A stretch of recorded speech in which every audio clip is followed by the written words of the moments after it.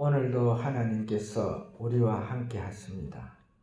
하나님께서는 하나님의 사랑하는 자녀들을 복 주시기를 원하시며 평안과 평강 속에서 항상 하나님을 바라보면서 주께서 주시는 그 복으로 통해서 이 땅에서 즐겁고 행복하게 살아가기를 원하십니다. 그 복이 오늘 예배드리는 저희들에게 임하신 줄 믿습니다. 오늘 말씀은 창세기 11장 내용이 되겠는데, 그 내용에서 우리에게 주시는 말씀은 바로 이 바벨탑이라는 그러한 하나의 대목 안에서 우리에게 복을 주시고자 합니다. 이 바벨탑 사건이 이 땅에 일어날 때에는 노아 홍수 이후에 300년에서 한 400년 그 세월이 흐른 이후가 됩니다. 그래서 그 당시에 하나님께서 이 출산의 법칙을 어떻게 주었느냐 하면은, 홍수 이전에도 그렇지만은 홍수 이후에도 사는 날 동안에 자녀들을 생산하는 그러한 복을 주었습니다. 그래서 그들이 노아와 함과 셈과 야베 이렇게 네 사람이 처음에 자녀를 생산하기 시작했지만은 그 숫자가 1년에 4사람이 늘어나고 또 4사람이 8사람, 8사람이 16사람, 16사람이 32사람, 이런 식으로 해서 늘어나게 되죠. 그래서 노아 홍수 이후에 바벨탑 사건이 있는 그 때까지의 사람들은 숫자를 셀 수 없을 정도로 많은 사람들이 이 땅에 생존하였다 하는 것을 볼 수가 있습니다. 그리고 노아가 홍수를 맞이할 때에 600세거든요. 601년에 이제 그 홍수가 끝나는데, 그때부터 900세까지 살았거든요. 그러면은 성경에 나오는 이 함과 셈과 야벳 외에도 노아의 자녀들이 이 땅에 400년 동안 많은 자녀들을 두었다는 이러한 것을 우리는 성경학적으로 이해를 하셔야 됩니다. 그러나 이제 이 성경에 기록되는 이 사람들은 뭐냐면은 결과적으로 이 상속의 법칙에 의해서 그때 이렇게 이제 태어나는 족장들이죠. 그 시대의 족장들로 통해서 이제 이렇게 기록이 되고 있는데, 그러나 이 성경에 기록이 안 됐다고 해가지고 자녀가 거기에서 단산하는 것이 아니고, 하나님의 말씀에는 몇 세까지 아이를 낳았고 이렇게 나옵니다. 즉 그 아담도 930세까지 아이를 낳았고 자식을 낳았고 이런 식으로 기록이 되어 있죠. 그러한 것을 우리는 잘 봐야 됩니다. 오늘 이제 그러한 가운데서 이 바벨탑 사건 때에 이르러서 보게 되면은 정말 우리가 깜짝 놀랄 만한 그런 것을 우리가 발견하게 되거든요. 뭐냐 하면은 그 시대에 사는 사람들은 하나님 앞으로 가까이 가는 그런 법이 없었죠. 법이 없다 보니까 사람의 생각대로 하나님을 섬깁니다. 하나님을 섬기는데 그 당시에 이 사람들이 하나님과의 관계성을 어떤 식으로 하려 하느냐 하면은 바로 이제 하나님은 하늘에 계시고 사람은 이 땅에서 이제 하나님께서 지으신 이 세계에서 공존의 법칙에 의해서 살아가고 있었는데 그때에 이제 사람들이 하나님을 찾게 되는 거죠. 그 하나님을 찾게 되는데 어떻게 이제 찾느냐 하면은 자, 우리가 하나님을 항상 볼 수 있어야 되지 않겠나. 그러니까 우리가 탑을 샀자. 탑을 사가지고 하늘에 하나님이 계시는 그곳까지 탑을 쌓아놓고 거기까지 올라가서 하나님을 보자. 뵐 수 있도록 하자. 이것이 오늘 과제거든요. 그러는데 이 하나님께서 오늘 주시는 말씀에서 보게 되면은 이 사건을 갖다가 범죄의 사건으로 규정을 짓잖아요. 범죄의 사건으로 규정을 짓는데 사실 이것을 우리가 하나님을 보겠다는데 하나님을 만나겠다는데 이것이 어떻게 범죄가 되느냐 이것을 우리가 생각을 할 수가 있거든요. 사실 이 말씀을 성경학적으로 우리가 풀어보려 하면은 여기에서 우리 사람의 생각으로는 사람의 법으로서는 여기에서 범죄를 찾아볼 수가 없습니다. 그러나 이 하나님의 법으로 봐야 되거든요. 하나님은 이 하나님의 법을 우리가 어떻게 봐야 되느냐 하면은 하나님은 무소부재의 하나님, 전지전능의 하나님이잖아요. 어디든 계시고 어떠한 곳에서도 우리와 함께 하시는 하나님이거든요. 그리고 그분은 전지전능의 하나님. 모르시는 것이 없고 넘지 못할 일이 없으신 그런 하나님이시거든요. 그러면은 그 속에서 우리가 무소부재의 하나님, 어디든 계시는 하나님, 거기에다가 이제 딱 초점을 맞추게 되면은 이 탑을 쌓는 이 사건이 범죄다 하는 것을 알 수가 있습니다. 그래서 이 하나님께서는 이놈들이 그냥 두게 되면은 나중에는 내가 막을 수 없는 그런 위치까지 가겠다.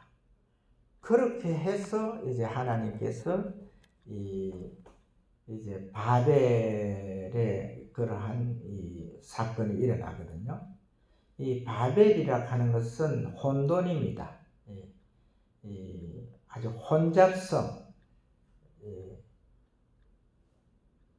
알아볼 수도 없고 알아들을 수도 없는 그러한 상태를 바벨이라 그러거든요. 그래서 처음에 이 탑을 쌓을 때에는 구음이 똑같았잖아요. 언어가. 그래서 이제 하나님과의 관계에서 이제 야, 너 이러면은 다 알아들을 수가 있는데 그 이후부터 이제 말을 다 이렇게 언어를 갖다가 이제 바벨로 이렇게 이제 만들어 놔 버려 가지고 결과적으로 이제 믹서를 시켜버린 거죠.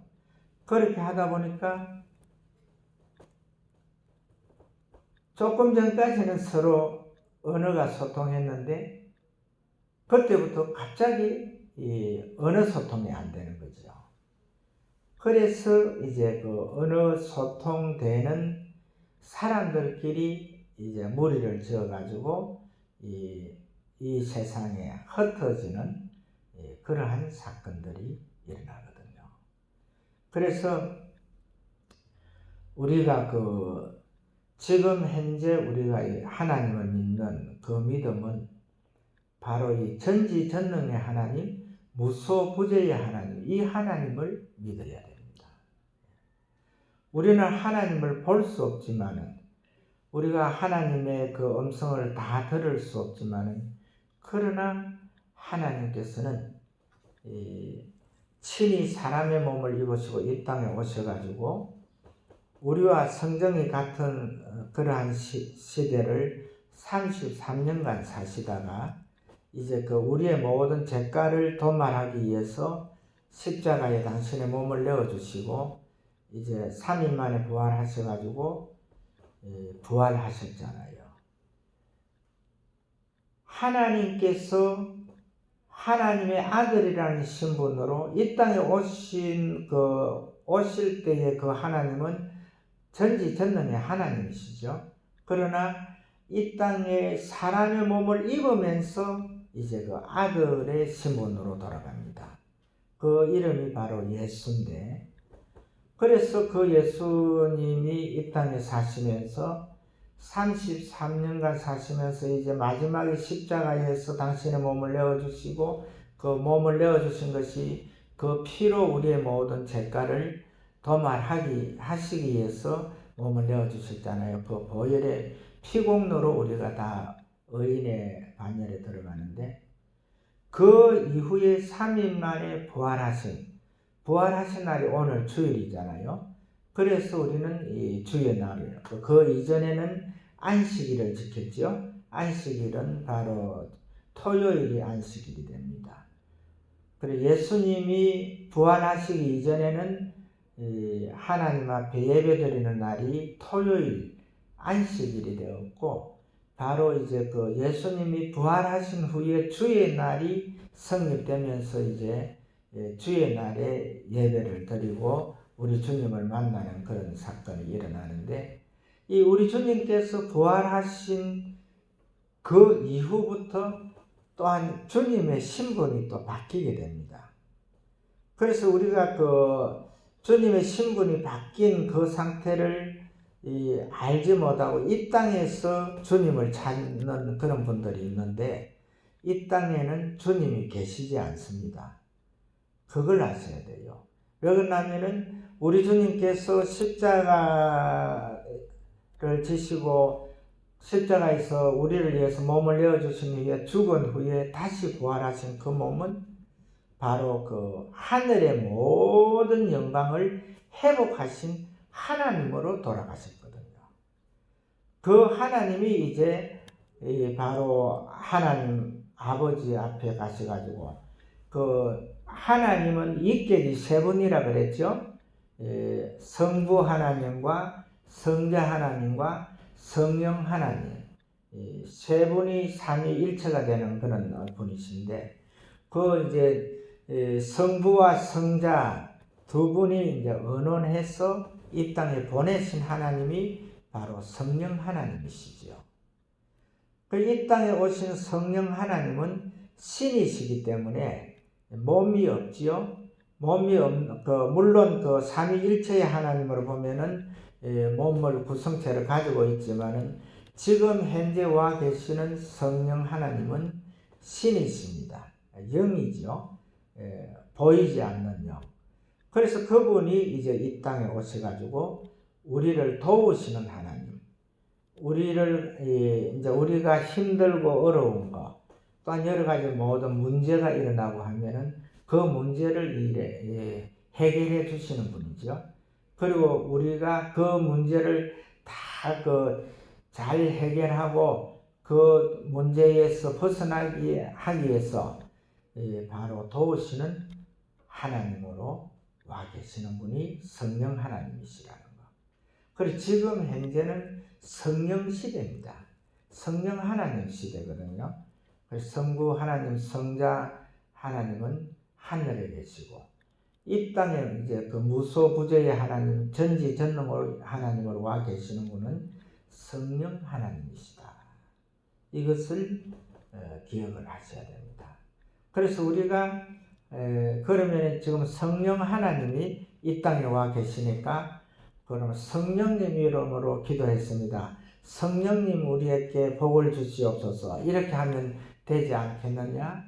그렇게 생각하시면 그것은 잘못된 시안입니다. 왜 그러냐면은 이 천하 인간에 다른 이름을 주신 적이 없다 그랬잖아요. 바로 하나님이 사람의 몸을 입으시면서 이 땅에 오셔서 바로 우리와 똑같은 성경이 같은 분으로 33년간 사시던 그 하나님께서 바로 그 하나님 이름이 예수님입니다. 그래서 우리는 모든 기도도 예수님 이름으로 기도를 해야 되고 모든 간구도 예수님 이름으로 해야 되고 그 다음에 복을 받는 것도 예수님 이름으로 받거든요. 그러나 우리가 기억할 것은 그 일을 또 도우시는 분이 성령 하나님이라는 것. 그래서 우리는 성령 하나님의 그 위대하심을 정확하게 인정을 하고 들어가야 됩니다. 그래서 바벨탑이 주는 이 교훈에서 우리가 보게 되면은 이 구원 바로 그 언어가 하나에서 혼돈시켰던 이 사건도 바로 예수 그리스도를 정확하게 주칭하기 위해서 정확하게 예수 그리스도를 우리에게 알려주시기 위해서 이 바벨탑 사건도 있다는 겁니다. 전지전능의 하나님, 무소부재의 하나님, 그 우리를 도우시는 하나님은 성령 하나님이시지만은 우리를 구원하시고 우리를 모든 죄가에서 이 죄를 씻게 하고 건져주시는 분은 바로 예수 그리스도라는 것. 이것을 우리는 꼭 기억을 해야 됩니다. 그리고 지금 현재에도 우리가 그 지난주에 우리 그 담임 목사님이 설교를 했지만은 이 방언이 우리 주님과 일방향으로 소통하는 말이 될 수도 있고 또 이 전 세계 어느 곳에 가서도 지금 현재 구원이 바벨 사건으로 일어나 가지고 혼돈이 되고 그 혼합이 돼 가지고 전 세계의 언어가 통하지 않지만은 방언 통변 은사를 받게 되면은요, 방언 통변 은사를 받게 되면은 주님과도 소통이 되고, 그 다음에 어떤 나라, 어느 나라에 가서 그 민족하고도 그 방언하고, 그 나라 말하고도 이 소통이 됩니다. 그래서 우리는 하나님께서 이 언어의 일치와 같은 이러한 이 사건을 완전무결하게 해결한 것이 이 바벨 사건이라고 하는 것. 이것을 아셔야 됩니다. 그래서 지금 현재 이 방언이 정말 중요한 거거든요. 다음에 담임 목사님이 아마 방언 통변에 대해서도 시간을 내서 강의를 하실 겁니다. 설교를 하실 건데, 방언 통변의 은사는 아무나 받는 것이 아닙니다. 아무나 받는 것이 아니고 방언 통변 은사는 심령이 아주 깨끗해야 됩니다. 심령이 깨끗한 자는 하나님을 볼 것이라 했죠. 하나님을 볼 수 있는 그 수준에 가야만이 방언 통변의 은사를 받을 수가 있습니다. 바로 이 하나님과의 관계성에서 죄와는 아무런 상관이 없는 그런 이 상태로 돌아갔을 때에 그때 통변의 은사를 받거든요. 그러나 이 방언의 은사는 누구라도 받을 수가 있습니다. 방언의 그 은사는 누구라도 받을 수가 있고, 그 다음에 방언의 뜻을 이해하는 것은 바로 우리 담임 목사님이 설명하신 대로 마음에 일어나는 이 퀘스천 마크들, 그 퀘스천 마크를 두고 우리말로 이렇게 기도를 하다가 보면은 마음에 있던 퀘스천 마크가 이제 입술로 통해서 터져 나오잖아요. 그것이 방언인데, 그 방언이 이제 터져 나오면은 바로 이 물음표가 있던 그 사건들이 방언을 하면서 바로 우리말로 이해가 되는 그러한 자기 통변의 역사가 나타나거든요. 그래서 이제 방언을 하시는 분들이 자기 통변의 역사가 없으면은 이 방언을 오래 할 수가 없습니다. 무슨 말을 하는지를 몰라가지고 바로 방언을 하다가 중단하는 그런 사례들이 일어나는데, 바로 이 방언을 받으실 때에 최소한 2-3일 내로 자기 통변의 은사는 받아야 이 방언을 갖다가 지속할 수가 있습니다. 그리고 이 방언이라는 것은요, 하나님께서 그냥 주시는 선물이 아니에요.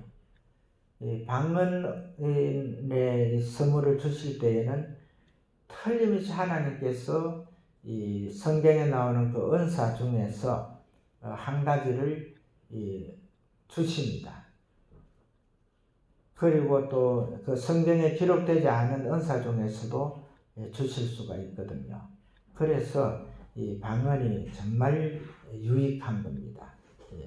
방언을 받아야만이 담력이 생기죠. 담대한 담력이 생기고 하는 그러한 일들이 일어나는데, 이러한 사건들을 꼭 기억을 하시고, 바로 이 방언의 최대 목표가 이 바벨탑 사건 이전으로 돌아가는 겁니다.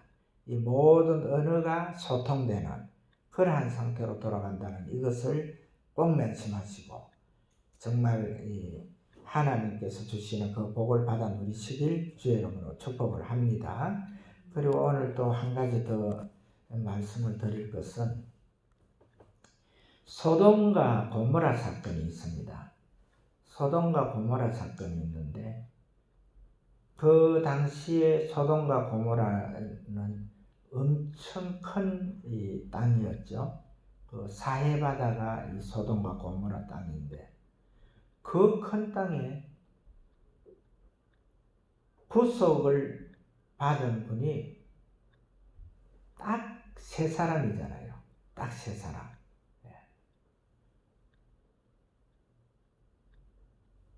롯과 2딸. 그 다음에는 거기에서 구속받은 사람이 없거든요. 그러한 사건을 가지고 구원이라고는 하지 않습니다. 구원은 우리 주님께 갈 때에 이제 후거될 때, 그때 또한 우리 주님께서 부활의 모습으로 우리를 불러주실 때, 그때가 이제 구원이 되는 것이고, 롯과 2딸 그런 사건은 구속이라고 볼 수가 있거든요. 모든 사람들이 소돔과 고모라에서 유황불에 거기 다 죽고 하는데, 거기에서 살아남잖아요. 물론 롯의 처는 소돔 기둥이 되어 있지요. 사해 거기 가면은 11km의 소금산이 있거든요. 소금산이 있는데, 거기에 그것이 이제 우스돔이라 하지 않습니까? 거기에 보면은 이 롯의 처가 소금 기둥이 되어 있는 것이 그게 있습니다. 그걸 갖다가 만약에 깨트려 보면은 그 속에 아마 롯의 처가 썩지 않고 그 상태로 그냥 있을 거예요. 하나님의 능력은 정말 위대하십니다. 그래서 하나님의 말씀은 1.1획도 바뀜이 없고, 또 1.1획도 실수한 게 없지요. 그래서 모든 일이 다 완전하게 온전히 이루어진다는 이 복을 가지고 살아야 됩니다.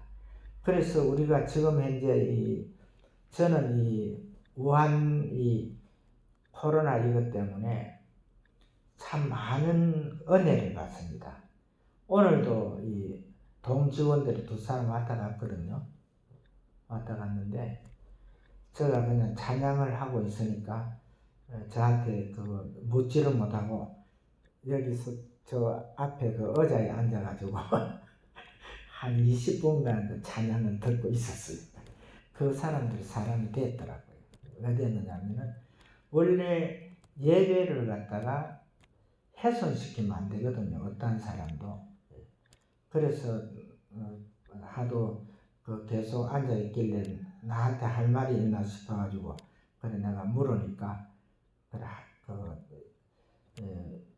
저한테 이제 전할 말이 있다 하더라고요. 그래야 해가지고 이제 좀 강화된 강령하고 그 다음에 이제 몇 가지 이제 지켜줘야 할 사항에 대해서 이야기를 하고 그렇게 갔는데 우리가 그래서 제가 그분들한테 이야기를 했어요.